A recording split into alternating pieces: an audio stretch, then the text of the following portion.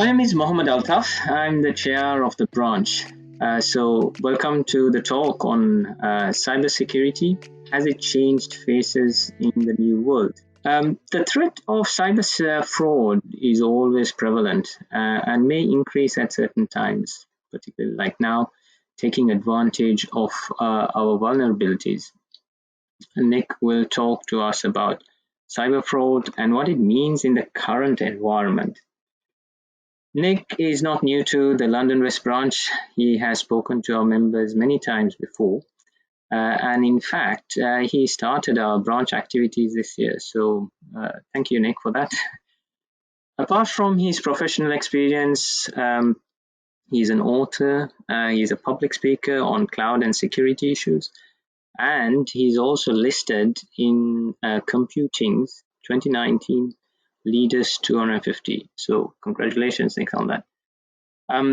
Just one thing is on the questions. If you can please put your questions on the chat, and we'll attempt to answer these questions at the end of the talk. Nick. So yes, my name is Nick Ioannou. I've been a head of IT for 18 years in the small business world, ranging from 30 to 100 staff, depending on the current financial climate. I've also published a number of books as well. Some are purely mine, and I've contributed to 3 managing cybersecurity risk books, and also one called Conquer the Web, which, despite the title, is actually about cybersecurity. For my sins, I've also written a practical guide to GDPR for small businesses, which is actually quite short. And from this, they constantly send out phishing aware at all. And when it comes to malicious email attachments, 38% of all of them are actually Microsoft Office files. And what's the biggest game changer has been the fact that criminals have been offering automated software to other criminals. The point of entry is so low now. You now have ransomware as a service.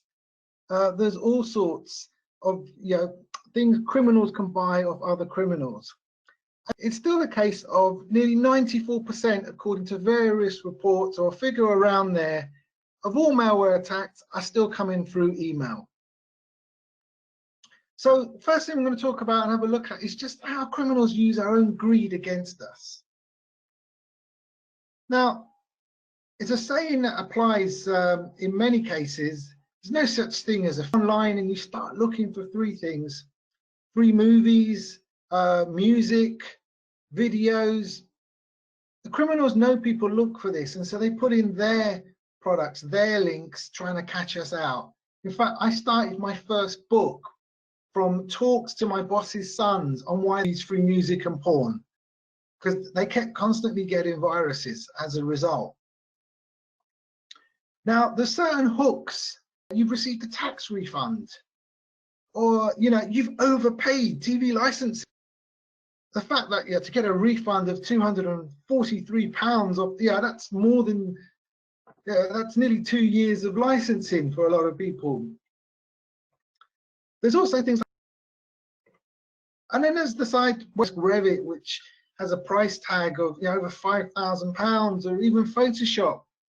It's standalone as a product in the day was over £600. So people go looking for key generators and crack utilities, and these work.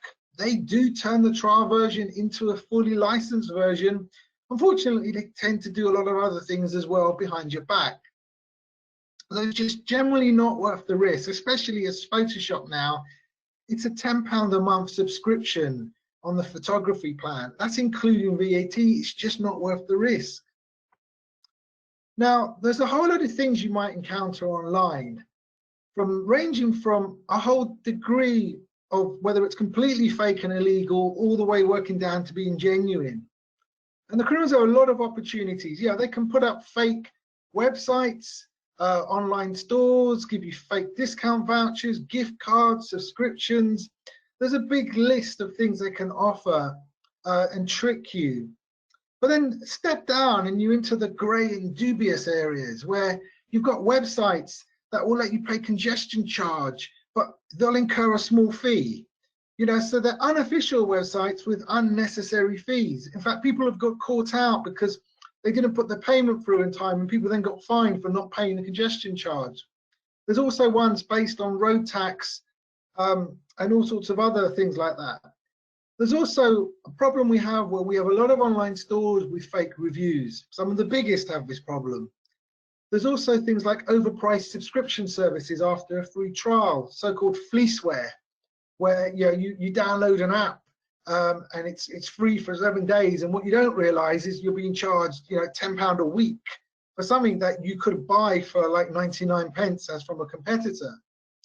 And then there's things like overpriced competitions and quizzes, and these are sometimes inserted into a website. There was once where a colleague was he was at the doctor's on a Friday morning on the Cycle Weekly website, and he did the Friday quiz, and then next thing you know, he got a text message saying he'd been charged £30. It turned out the quiz he was playing, one of them was an advert made to look like the quiz, and then it went into a premium page, and he carried on answering the questions, completely oblivious, didn't see the tiny warning at the top of his phone. Then we get things that are genuine but a bit unscrupulous, where they're taking a lot of personal information.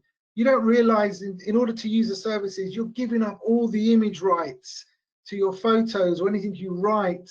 You're giving away a lot of additional information, or they profile you. Also, in this category, reverse auction platforms kind of fall into this, because they advertise you can get an iPad for £1, but what they don't tell you straight away is you have to buy in and buy bids, and there's fees and that. Now, the big question is from a lot of people is, well, why would cyber criminals target an organization like ours? Now, it doesn't really matter what the attack is or the malware and that. There's only 5 things that can really happen. They're going to either try and extort you, force you into making a payment, whether that's a ransom, where they've encrypted your data, or they're going to attack your website so people can't buy anything, or they're going to steal and claim they've got footage of you and go down the sextortion route. Then there's just plain fraud, payments you're tricked into making, whether it's a fake service, a fake product, a money transfer scam, and business email compromise fraud, where you get an email saying our bank details have changed, fall into this category. Next, there's just good old-fashioned theft. They can just steal your data or your login credentials, your contacts, payment information, bank accounts, even webcam footage. Now, next is the pure disruption, where the goal is just to cause problems. There's no money gain directly from what their activity is, but they could be trying to lower a share price, benefit a competitor, or it could just be revenge or to prove a point. Then there's the fact that they can, once they're in, they can reuse your computers for their own purposes, unauthorized use. So they can reprovision your own infrastructure to do what they want, whether it's to spam people, host their own software, malware, or get everything mining cryptocurrencies for them. And the thing is, if they can repurpose your machines, they can use that to commit extortion, fraud, and theft and disruption on other people via you. Now, once they have a foothold, we authorize in getting your assets to do other things, try and defraud you, and then at any point they may say, actually, let's just encrypt their data and just get the money we can. So, just because you may have ransomware demands, it doesn't mean other things have been going on. There's whole smoke and mirrors going on. There was one case where I think it was a bank in Singapore had ransomware, but it was just diversion tactics. They were actually stealing from them. So what's the aim of cybersecurity? And you may come across this a lot, where people talk about the CIA triangle or triad of confidentiality, integrity, and availability. What does that actually mean? Well, the confidentiality you're protected is making sure that only authorized users can access or modify the data. The integrity, that's just ensuring the data is correct, authentic, and reliable. The availability, well, that's making sure everyone has access to the resources when they need it. And the how of doing this is often referred to as technology, people, and processes. Now, we all know the technology, the systems in place, but what's also really important is the processes, the guidelines and instructions in place to protect you and your colleagues. And then the people side, the awareness of what to do, and more importantly, what not to do. And only when these three are properly in place does it all really work. Otherwise, you'll be investing in technology, and if people aren't following the right processes, so the technology throws up an alert, but no one's following the right processes or knows what to do, it's just sitting there, just throwing up alerts. Now we go back to this CIA triangle. So what happens when it goes wrong? So if you lose on the confidentiality, then the criminals can steal from you and then repurpose your infrastructure. If the integrity goes, so they've encrypted your data, or they've changed the data, whether they've inserted users or they've changed bank accounts. And on the availability, well, that's your denial of service attacks, the extortion, or it may not be available because it's busy doing something else.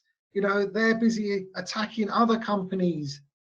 And it doesn't have to be just a computer in the normal sense. One of the biggest denial of service attacks at one point was all done by CCTV cameras that were all repurposed.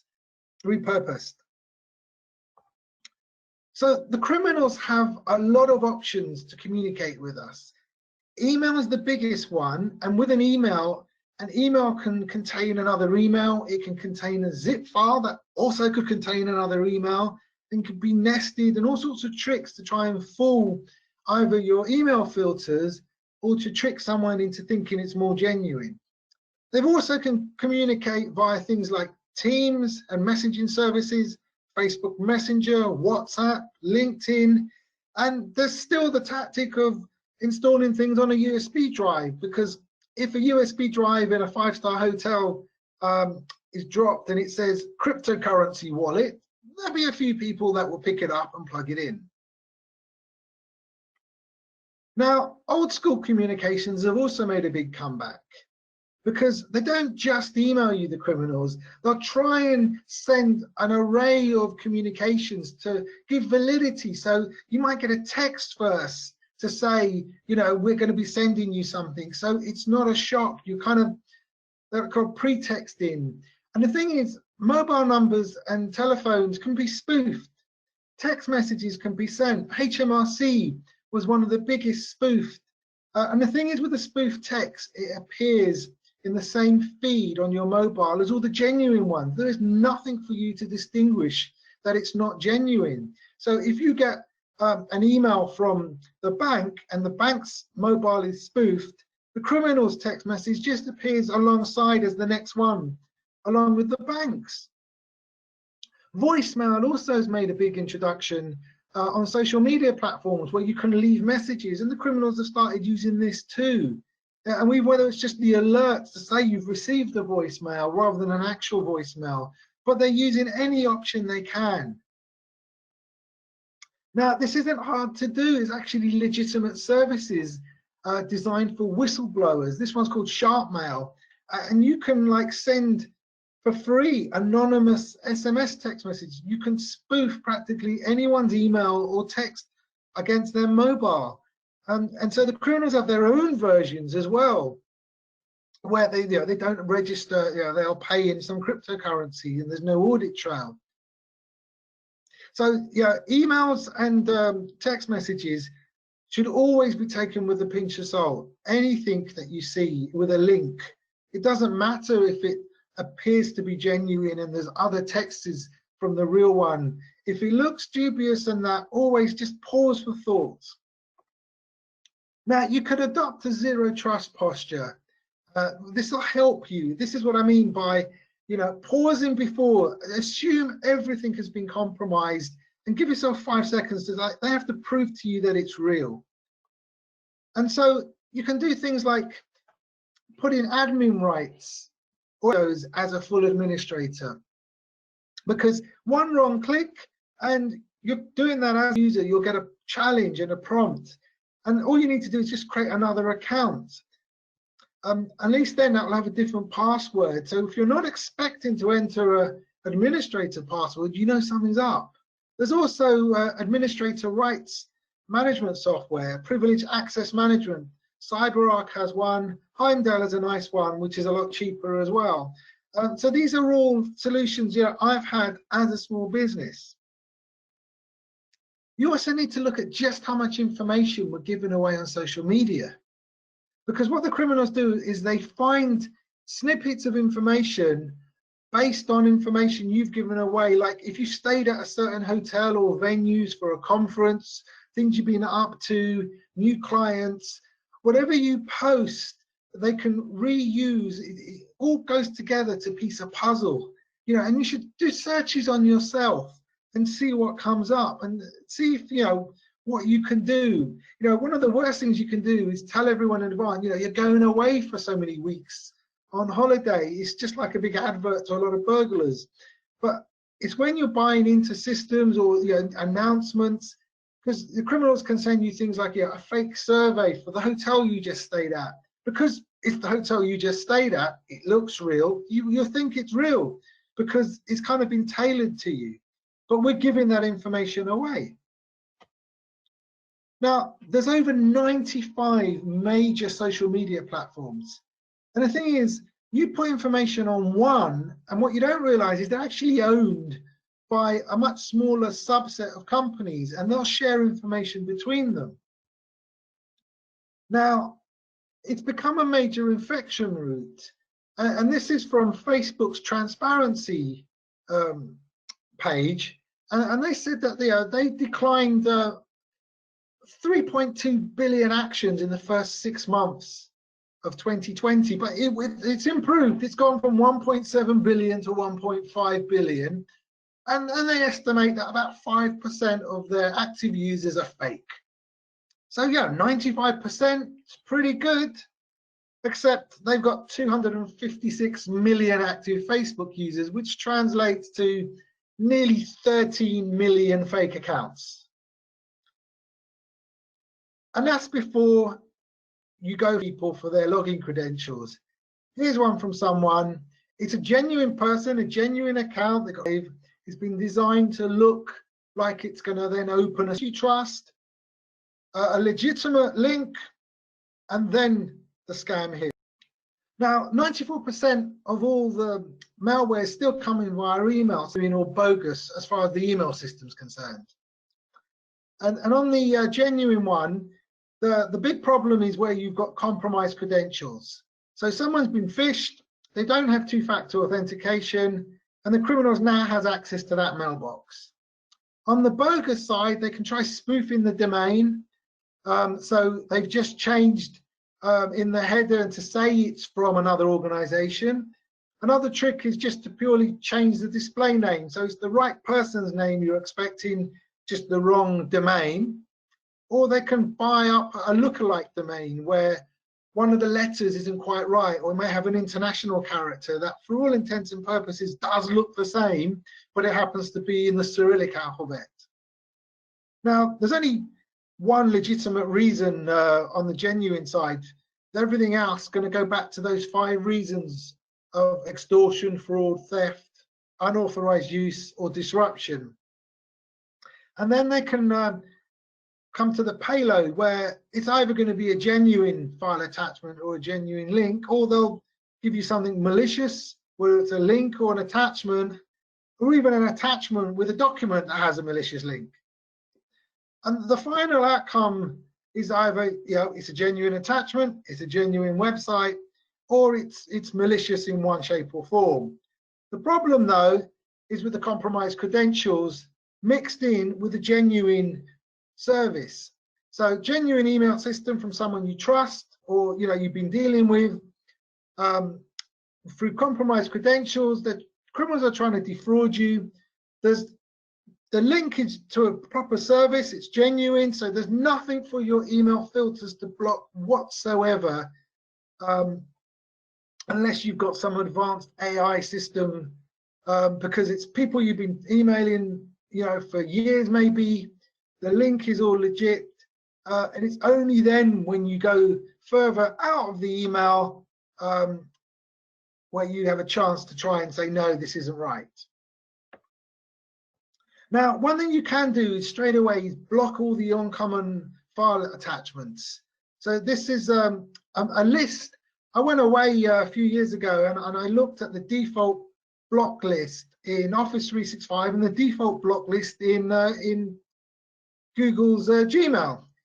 And funny enough, the two didn't tally up. There was differences. So I kind of merged the two together. And then in Office 365, I made sure all the possible executable files were blocked. Unless you're a web developer or programmer, there is really no need to ever receive these in an email. And also, as a default, put in some rules to quarantine macro-enabled Office files, because as a business, we didn't use them. And then we created alerts, so when they did come through, we could still get to them if they were from genuine third parties we were working with. But generally, there was a couple of hoops in between.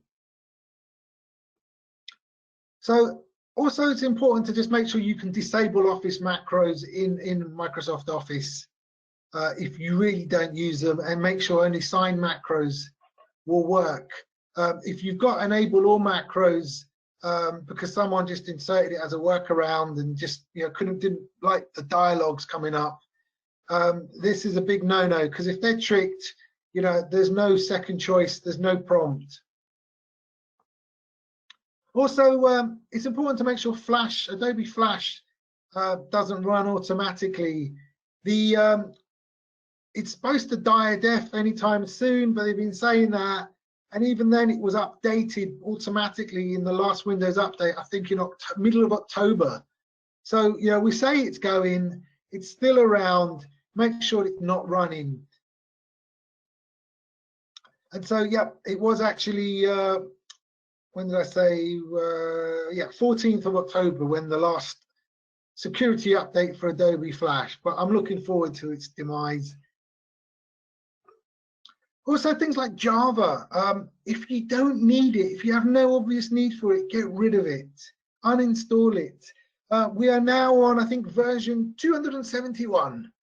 Yes, it's been updated internally 271 times. It's still been updated for us. It's always full of holes. It's a programming language.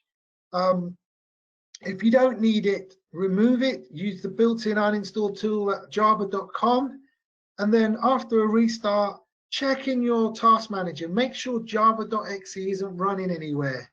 Because I had a situation once where I removed Java, found out the RAID controller on a workstation had Java hard-coded into it in the installation area, and it was a version that happened to be 2 years old as well. And that was a major security flaw for us. Also, a lot of the goes in. So on this PayPal, someone hovers over it and it must be real, So hovering over won't help in a lot of cases now.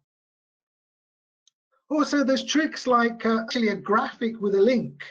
So it's made to look like there's an attachment, a browser. Also, what you see is not what you get. And this is especially important on mobiles. So, this happens to be a message, but it's the same with any link. So it says Apple ID-details, but actually it goes to an Apple ID where the first L is actually an I. So someone's registered that as a domain. And on a mobile, chances are you won't see it. And a lot of people will miss it on the screen. So it's important to make sure you haven't been caught up in a data breach. So through no fault of your own, back end, someone's hacked into an online service you use and they just lifted all the information. So the haveibeenpawned.com with no A, it's completely free. And the good thing is there's a notify me function where you put in your email, and then if your email address does appear in any of the future breaches, you'll be notified. And the good thing is if you see a service that you use, it's a good idea to just immediately go and change the password. If you've been around using online services for over a decade. If you put your email address in, you'll see, LinkedIn, Yahoo, Adobe, loads of big names. So, don't worry, don't panic if you see you've been in a breach. All it means is, they found your email. And so long as you've changed your password and you've got two-factor, you're good to go. But you can do this, and you can put notify me in for colleagues, friends, family, all sorts. So talking about multi-factor, there's also things like single sign-on. So two-factor authentication, it's free on so many systems. If you use Gmail or Office 365, turn it on, use an app on your phone. I actually like the Authy app because it lets you, it will transfer it to another device as well. So if you lose your phone or something happens to it, you're not locked out. Invest in password managers as well. That way, you don't have to worry about your password. You're only remembering one good, strong password. Yeah, I used the same trick years ago with Office 365 in the early days, where none of my staff knew their password. It wasn't linked to Active Directory. It wasn't part of their login. Everyone had passwords that were created by me and stored somewhere safe. They couldn't be phished because they didn't know their passwords. Outlook remembered it, Word remembered it, and that was it. Everything worked. So there's a lot of criminal opportunities as a result of the pandemic and the massive rush to remote working. And the important thing to remember is your credentials are the keys to your cloud data. So your Office 365 password isn't just your email, it's every other service that hangs off that, whether that's Teams, SharePoint, Skype, OneDrive. You may also have Microsoft Azure accounts linked to that. On Google, it'll be your phone as well. Gmail, Google Drive, Android is all interlinked. So, phishing will get a lot for the criminals. Now, because we're working at home, we're relying on couriers a lot more. And the courier I got saying that there was a missed delivery. So you click it, there's, the domain's got DPD code UK. People would miss that, and it looks pretty real. In fact, all they're asking for is 2.2 euros. Alarming is the fact that someone can register DPD-code-UK-service delivery. That they got away with it. They registered that domain. So a lot of people will get fooled.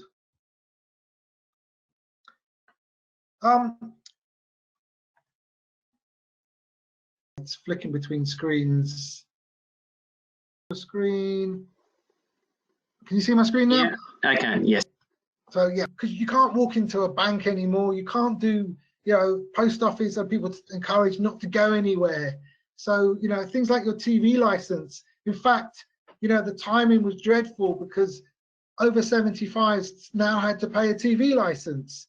So you could be in your 80s and you haven't bought a TV license for ages, and so suddenly you've gone to do it for the first time, and you'll easily fall for these type of scams.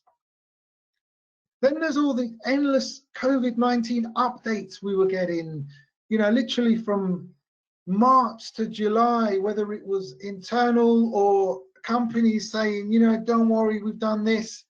The criminals, sent loads out mimicking these. They really milked the whole situation.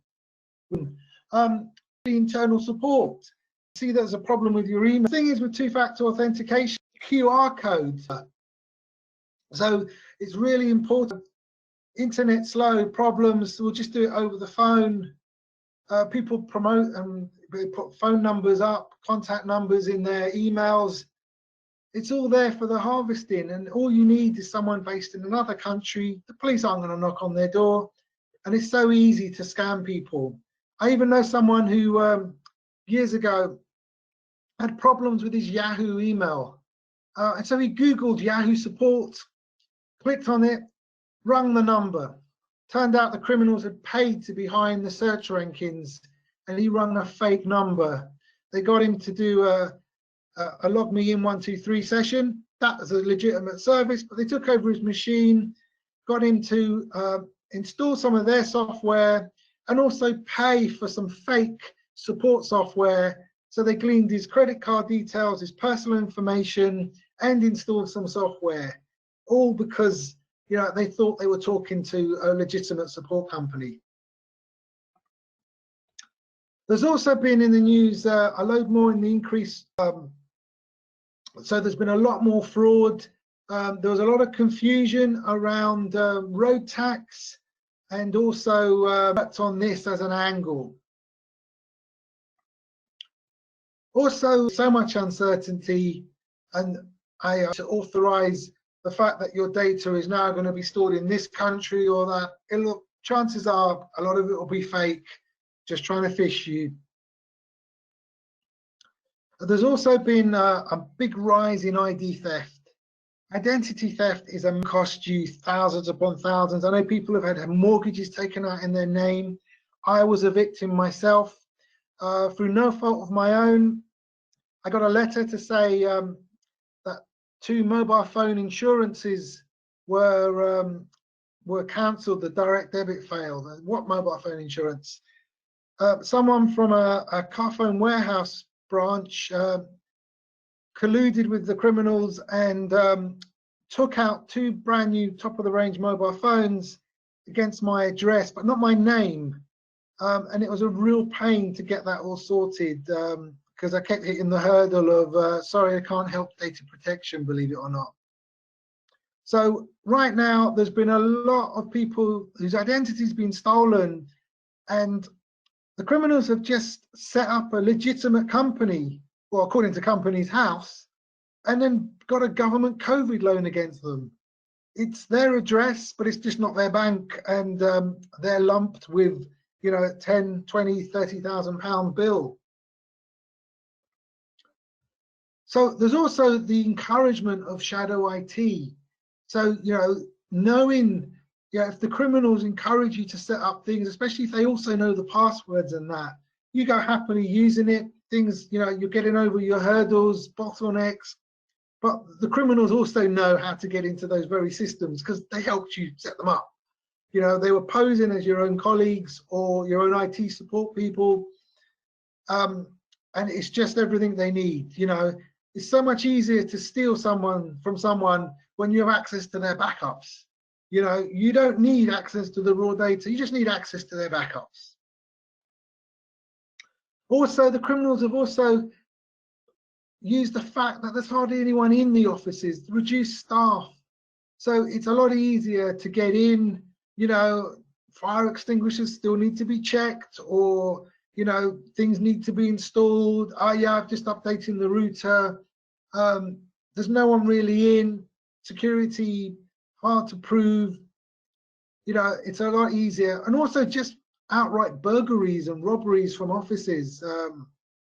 My office during the pandemic, someone tried to crowbar the maglock on the front door. We took photos and informed the police, but they just said it's very common right now. So there's practical steps you can do to level the playing field. We're still at risk due to vulnerabilities. Back in September, there was still over 110 known vulnerabilities from the previous 3 months.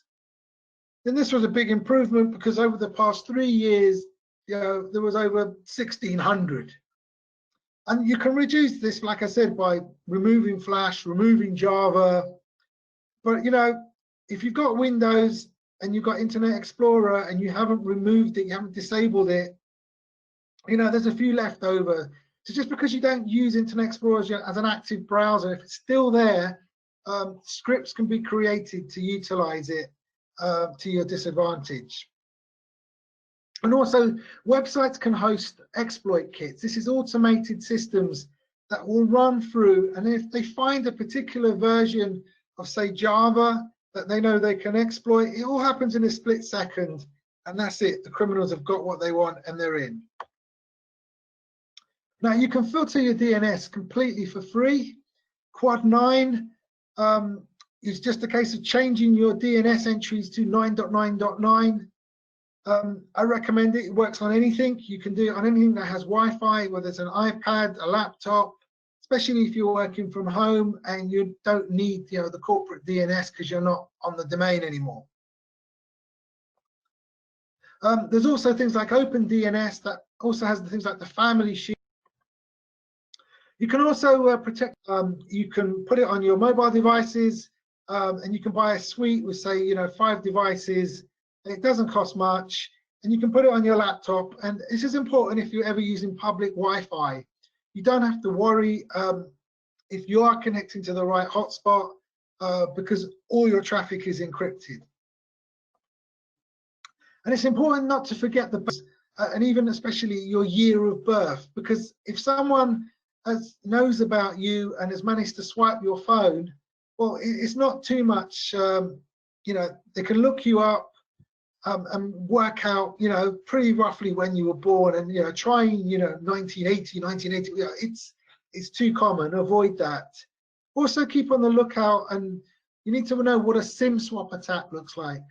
So a lot of two-factor authentication systems just send you a text message, a one-time message. So if suddenly, you lose service and it doesn't come back, make sure, call your mobile phone provider and make sure your SIM hasn't been reallocated to another one. Some massive cryptocurrency thefts have occurred like this, so they bypass the two-factor. Also remember, it's not just about the technology. Look at the people side and your processes. There's lots and lots of free training. And the process is it's the guidelines. Make flowcharts. Have a plan, an incident response. And there's 9 areas that you really need to cover. So you got your antivirus. Patch management is important. Filter your emails. Filter your web traffic. Look at admin privileges. It can just be the fact you've removed admin rights. And access control. Make sure people have good passwords. In fact, stop using the word password. Change it to passphrases. 3 random words with capitals and numbers and some special characters. If you can, look at some type of monitoring, so you know when something's not normal. And also, there's things that will give you some type of forensics function. So if something does go wrong, you can see just how bad it was and what kind of happened. All of these are available in the SMB world. There's monitoring solutions that are free. There's lots of solutions that, if you're under a certain number of users, they are offered for free. So, look at things like a framework. You don't have to follow it, but use them to guide you, so you're not missing any of the obvious things and steps that you need to have in place. Because all well and good making sure you don't get infected or breached, but it's worth spending some time and energy. So like looking at, well, what do we do if we are? Well, who do we call? Does it mean we need cyber insurance as well as that last person to call? And it's important to spend your security budget wisely. All too often, we can blow the entire budget buying the best of something, when actually we really needed a range of solutions to plug all the gaps. So there's no good buying a Ferrari when actually you really needed a van and a motorbike and a 4x4. And it's that wise choice, making sure you're covered. It doesn't matter if the solution's free, if it plugs the gap. So that's me there with over 500 posts on free service in the chat. Thank you, says he or she, sorry. Being investigated imminently, priceless. That's a voicemail, isn't it? That's a message that you get. What they're trying to get you to do is press 1 on your phone for personal information.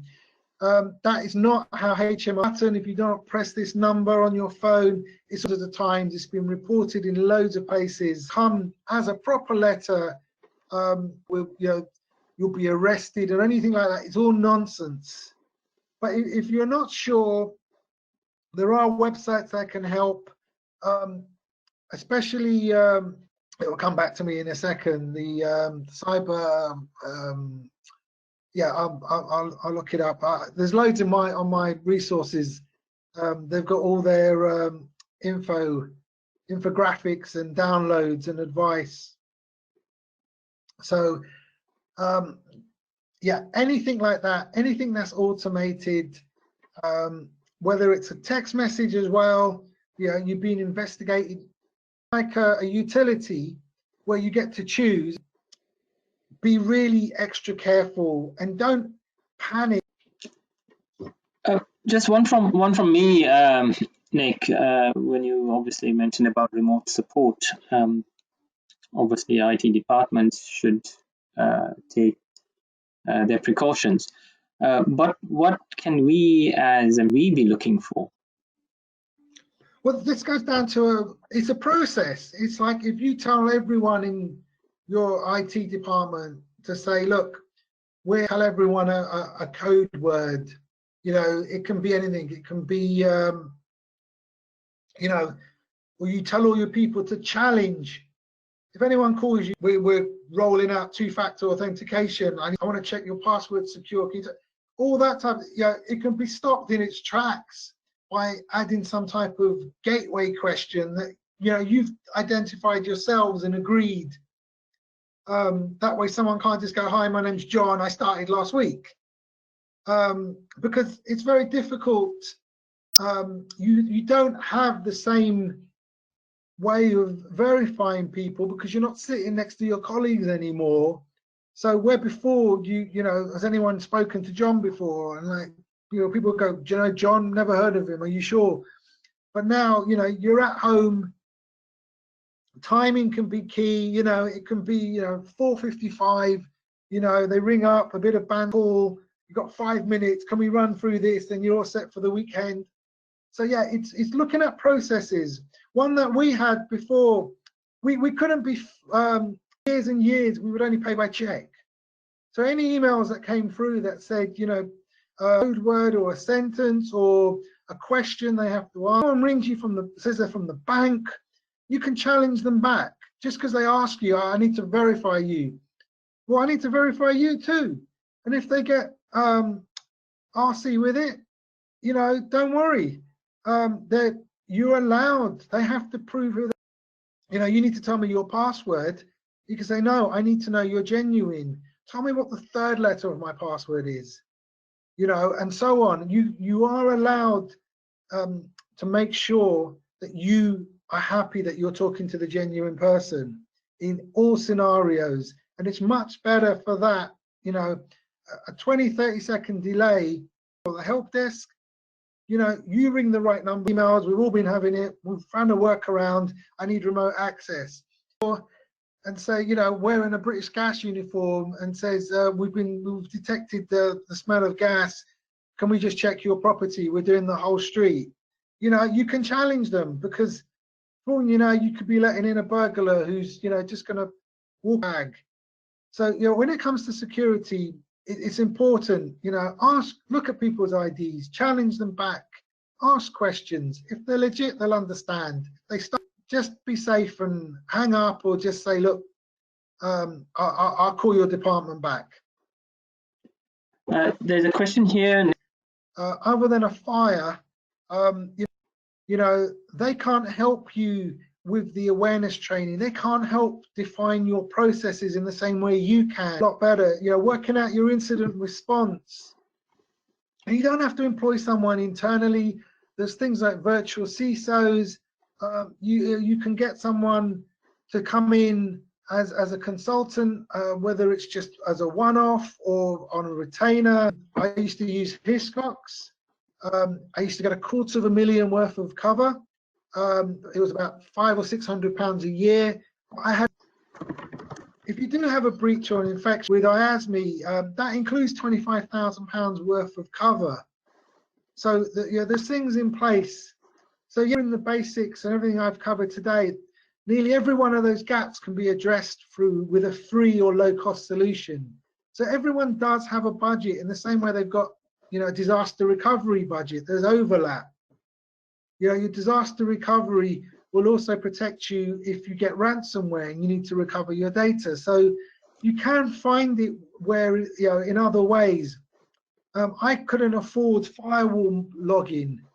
So I went down the route of It doesn't have to be expensive and tight sometimes. But then what you can do is get a proof of concept. Problematic in the way that, you know, we'll always find a workaround to make sure they meet their deadlines, and it can be a bit of a headache. So yeah, it's about being honest. I won't fish my own staff. I'd rather they report back that comes through the filter. I'd rather they tell me and then we address the problem. But if you do want to try fishing your staff to see who falls for what, there's loads of free offerings and services. My blog's full of loads of things that are a lot of the time enterprise solutions. They're free for, you know, up to 25 users, or completely free as the wisely, rather than, you know, look at what you've got. Nick, we're almost coming to an end, but I hope you can just take this one final question. Yeah. Way to educate. So there are free trainings, some of the videos. Firstly, I'd make sure she's using something like an iPad, because that rules out a lot. And then when it comes to something like Gmail, that would help. So on my blog, there's a free IT, free security advice, there's a whole lot of training stuff, but it's a case of having TT, and she's got a lot of trust in these organizations. And even me, my mum and that, you know, the bank was the bank, she had to physically go in. So there's things you can put in place. Like I said, use an iPad, use things like Quad 9, use even Google Chrome's got loads of built-in filtering. So, you know, and it's spending some time with them, going through, and then making sure that if they're not sure, having someone to call. You know, I get constant text messages saying this has come through, is it real? You know, and 99% of the time it's not. But, you know, just say, if you're not sure, or anything involving money, or something like that, and just try to bring that message, repeat that message. My email address is there. Feel free to email me, say that you heard me talk on this webinar, and I'll happily answer your questions. Oh, brilliant. Thank you, Nick.